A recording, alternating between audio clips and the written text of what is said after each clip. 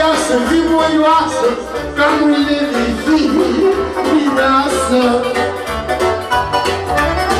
Ca mâine să fii mireasă, să-ți alegi de mireasă. Unde te cheamă, generică? Unde te cheamă?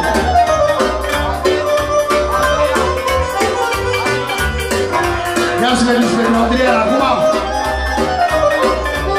Să-i facem strofa și Adrian! Silvia!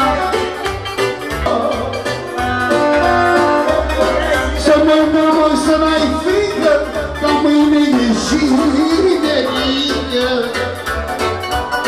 Ca mâine ești generică, te filmează Viorică.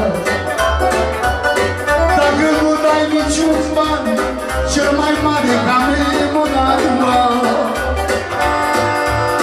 frâzulii să m-a dostat, mai bine micuță datula. Să scârge for, maxim mare, de la Buzău, Frisoare. Să scârge for, maxim mare, de la Buzău, Frisoare.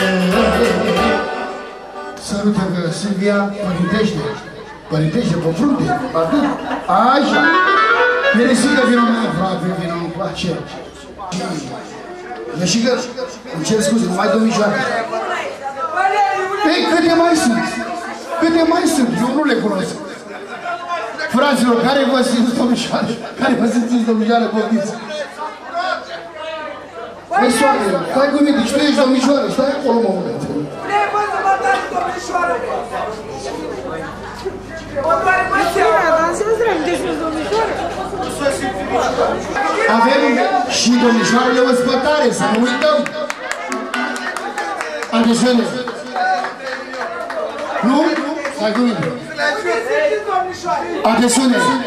La comanda mea se aruncă, vă rog să fiți pregătite. 1, 2, 3 și... Gata! Amândouă l-au prins. Luați un bărbat, amândouă.